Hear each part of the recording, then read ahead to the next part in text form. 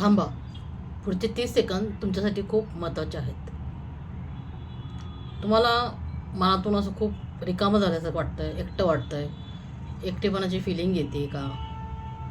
सगळं काही ठीक आहे, पण मन शांत नाही आहे. तर तुम्हाला असं वाटत असेल की तुम्ही स्वतःपासून दूर गेला आहात, तर हा व्हिडिओ शेवटपर्यंत नक्की बघा.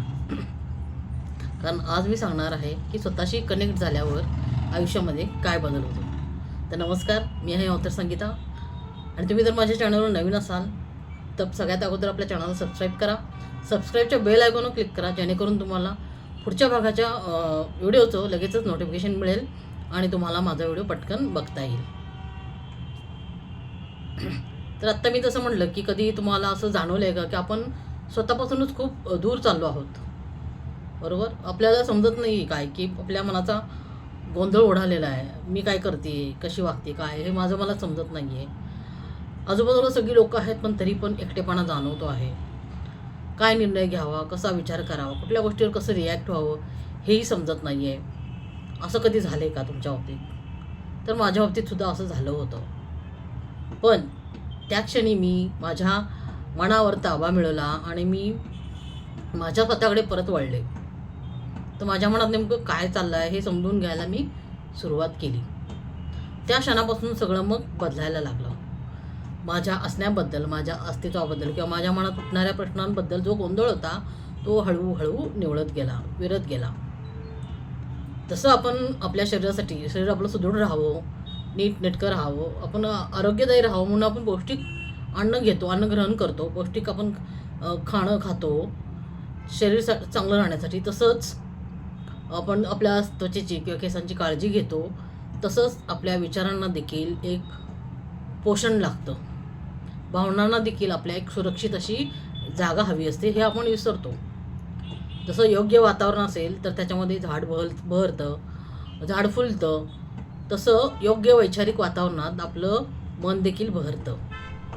एकदा का आपण आपल्या विचारांनी समृद्ध झालो की मग आपल्याला काय करायचं आहे, कुठे जायचं आहे किंवा कोणत्या लोकांमध्ये राहायचं आहे, मिळून मिसळून राहायचं आहे आणि कोणत्या गोष्टीपासून दूर राहायचं आहे हे सगळं स्पष्ट होत जातं, हे सगळं क्लिअर होतं.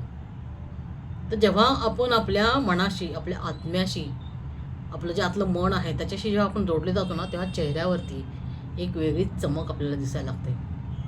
परिस्थिती परिपूर्ण नसली तरी त्यातलं चांगुलपण जे आहे ते आपल्याला दिसायला लागतं. आयुष्यात प्रत्येकाच्या अडचणी येतात, पण स्वतःशी आपण जर घट्ट जोडले गेलो असेल ना आपल्या मनाशी, तर मग त्या अडचणीतून आपल्याला सावरायला आपणच मदत करतो. आपण खचून जात नाही मग आणि निराशसुद्धा होत नाही. तर त्यावेळेस आपण अधिक स्थिर आणि अधिक सजग होतो किंवा स्ट्रॉंग बनतो. आता खरी श्रीमंती म्हणजे पैसा नाही आहे, तर स्वतःशी आपली स्वतःची नाळ जोडली गेली नाळ जोडली जाणं हे खूप महत्त्वाचं आहे. तर आज मी तुम्हाला याच्याबद्दल सांगणार आहे की मी स्वतःसाठी म्हणजे माझ्या स्वतःच्या मनासोबत किंवा आत्म्यासोबत म्हणून जोडण्यासाठी मी काय केलं किंवा त्या कोणत्या गोष्टी अशा करायला हव्यात की ज्याच्यातून आपण आपल्या मनाशी, आपल्या अंतरात्म्याशी आपण कनेक्ट होत जातो आणि आपल्या आयुष्यामध्ये नक्कीच चांगले बदल होतात. पहिली गोष्ट म्हणजे सगळ्यात महत्त्वाची ती म्हणजे शारीरिक हालचाल. मनाची शांतता सगळ्यात महत्त्वाची. त्याच्यासाठी सगळ्यात आधी व्यायामाला प्राधान्य दिलं गेलं पाहिजे. कारण शरीराची जर हालचाल झाली तर मन देखील अगदी शांत आणि हलकं होत जातं. जर दिवसभर शारीरिक काम जास्त असेल तर मग त्यासाठी तुम्हाला योगा वगैरे करणं खूपच उपयोगी पडतं. योगामुळे शरीर आणि मन दोन्हीही अगदी हलकं आणि रिलॅक्स व्हायला मदत होते. आणि जर तुम्ही एखाद्या जागी बसून जर तुम्ही काम करत असाल तर तुम्हाला मग थोडा वेळ चालणं किंवा पॉवर योगा किंवा हलका व्यायाम हा उपयोगी पडणार आहे. तर योगामुळे शरीर अगदी तणावमुक्त होतं, मन स्थिर होतं. मग समजा तुम्ही चालताना गाणी किंवा पॉडकास्ट ऑडिओ बुक ऐकू शकता. अगदी 10-15 मिनिटाचं ध्यान किंवा मग प्राणायामसुद्धा तुम्ही करू शकता. याच्यामुळे सुद्धा तुमच्यामध्ये मोठा बदल हा घडू शकतो. नियमित सराव झाला तर विचारांमध्ये आपल्याला एक स्पष्टता येते आणि हा माझा स्वतःचा अनुभव आहे. दुसरा मुद्दा म्हणजे एक आहे की एखाद्या अशा शक्तीवरती विश्वास ठेवणं. आता तुम्ही याला अंधश्रद्धा म्हणा किंवा श्रद्धा म्हणा, ज्यांना पटतंय ते विश्वास ठेवतील, ज्याचा विश्वास नाही, ते पटणार नाही ते विश्वास ठेवणार नाही आहेत. तर बघा, हे जग चालवणारं कुठली तरी एक शक्ती आहे, हा निसर्ग आहे किंवा जे हे वातावरण आहे, बाहेरचं जे जग आहे, याचा कोणीतरी निर्माता आहे, कोणीतरी विधाता आहे, तो भगवंत आहे. त्याच्यावरती थोडं तरी त्या शक्तीवरती विश्वास ठेवणं महत्त्वाचं आहे. मला जे काही हवं आहे ते मी मागते ते आधीच मला मिळालेलं आहे, ही भावना प्रत्येकाच्या मनामध्ये असली पाहिजे. म्हणजेच त्या भगवंताचं आपण नेहमी कृतज्ञ असलं पाहिजे. जी एक अद्भुत शक्ती आहे, जी आपल्याला दिसत नाही आहे, पण सगळं जग, सगळी सृष्टी त्याच्या इशाऱ्यावर चालते. हे जे ब्रह्मांड आहे, याच्या पाठीमागे कोणती तरी मोठी शक्ती आहे, त्याच्यावर विश्वास ठेवणं गरजेचं आहे. त्यासाठी मला जे हवं आहे ते मिळालेलं आहे, भरभरून दिलेलं आहे. हे यासाठी तुम्हाला तुमच्याकडे त्या शक्तीला कृतज्ञता व्यक्त करण्याची तुम्हाला सवय असली पाहिजे. मागण्यापेक्षा धन्यवाद देणं खूप जास्त गरजेचं असतं आहे. असंच तुम्ही सहजच कोणालाही तुम्ही थँक्यूसुद्धा म्हणू शकता, कोणाचे आभारी मानू शकता. दिवसभरातून एकदा जरी तुम्ही एखाद्या व्यक्तीचे आभार मानलेत, कृतज्ञता व्यक्त केली, तरी ते पण खूपच छान तुमच्या आयुष्यामध्ये सकारात्मक त्यामध्ये बदल घडू शकतात. कारण विश्वास आणि कृतज्ञता या 2 गोष्टी आपल्या मनाला बळ देत असतात.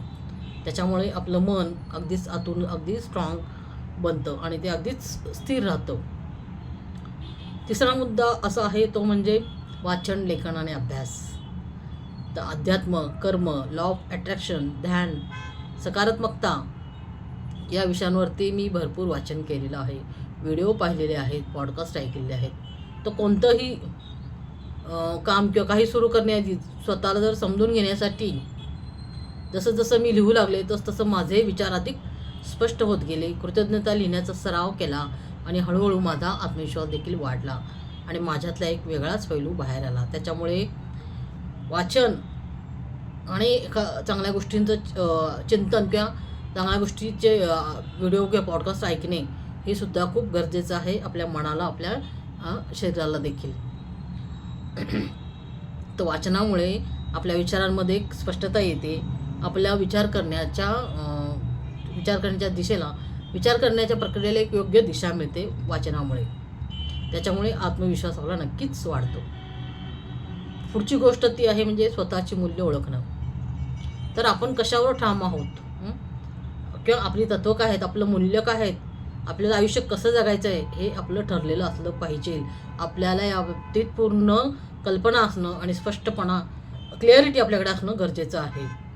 हे स्वतःला प्रश्न आपण विचारायचे आहेत की माझं आयुष्य मला कसं जगायचं आहे, माझी तत्त्व काय आहेत, माझे मूल्य काय आहेत, मी माझ्या मूल्यांशी प्रामाणिक आहे का, निर्णय माझे स्पष्ट आहेत का, आणि कोणत्या लोकांसोबत मला सोबत राहायचं आहे, कोणाशी जवळीक साधायची आहे आणि कोणत्या गोष्टीपासून मला दूर राहायचं आहे हे समजणं पण तितकंच गरजेचं आहे. त्याच्यामुळे ज्या लोकांचा आपल्याला सहवास आवडतो त्या लोकांच्या सहवासात राहणं आणि ज्या लोकांचा आपल्याला सहवास आवडत नाही आहे त्या लोकांपासून दूर राहणं, अशा गोष्टींपासून, न आवडणाऱ्या गोष्टींपासून दूर राहणं, हे तत्त्व आपण पाळायला हवं.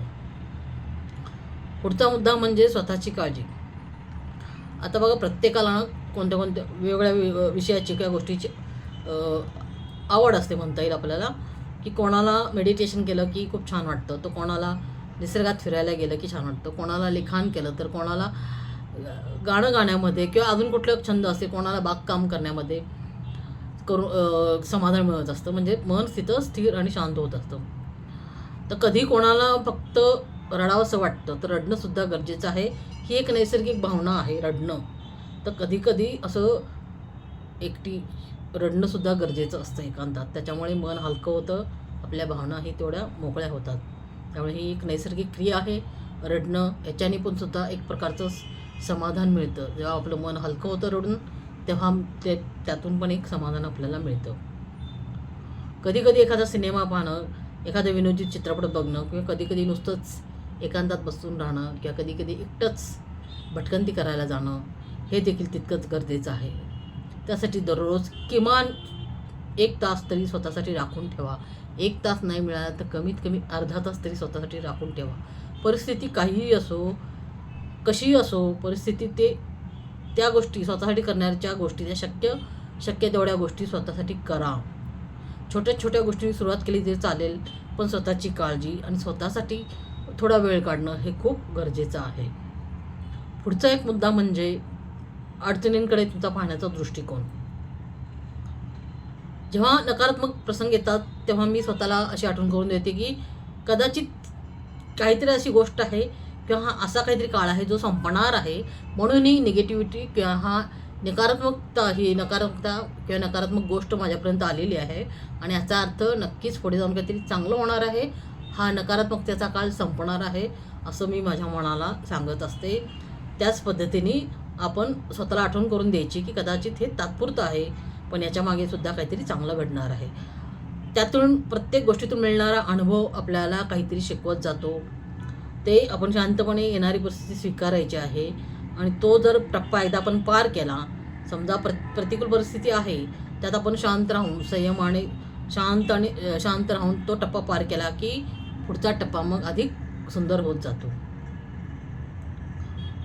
त्यामुळं मला शेवटी एकच सांगायचं आहे की तुम्ही इतरांची नातं जोडाच, पण स्वतःशी कनेक्ट व्हा. मन, शरीर आणि आपल्या आत्म्याची पण तितकीच काळजी घ्या आणि विश्वास ठेवा या निसर्गावर, या एका आपल्या शक्तीवर, विधात्यावर, आणि त्याच्यासाठी कृतज्ञ राहा. सातत्य ठेवा. तुमचं काम असेल, तुमची आवड असेल, याच्यामध्ये सातत्य ठेवा. संयम आणि चिकाटी ठेवा आणि स्वतःवरचा विश्वास मजबूत ठेवा. त्याच्यामुळे काय होईल, हळूहळू तुमचं आयुष्यामध्ये चांगले बदल घडत जातील. तर हे मी माझ्या अनुभवावरून सांगते आहे. जसं आता आपण हे मुद्दे बघितले सगळे, की कोणतंही तुम्ही काम करत असलात तरी तुम्ही तुमच्या शरीराची काळजी घ्या. त्यासाठी थोडा तरी वेळ काढा. शारीरिक हालचाली करा, व्यायाम करा, योगा करा. आवडतात त्या गोष्टीमध्ये रमवण्याचा प्रयत्न करा. एखादा सिनेमा पहा, गाणी ऐका, किंवा जेव्हा रडू येईल तेव्हा रडूनसुद्धा घ्या. त्यामुळे मन हलकं होतं. त्यामुळे वाचन करा, जास्तीत जास्त पुस्तके वाचा. तुमच्या विचारामध्ये स्पष्टता येईल आणि तुम्ही बघत राहाल की येणाऱ्या काही दिवसांमध्ये तुमच्या आयुष्यामध्ये चांगले सकारात्मक बदल नक्कीच होत जातील. तर अशाच माहितीपूर्ण व्हिडिओसाठी आपल्या चॅनलला नक्की लाईक करा. हा व्हिडिओ आवडला असेल तर नक्कीच कमेंट करून सांगा. धन्यवाद.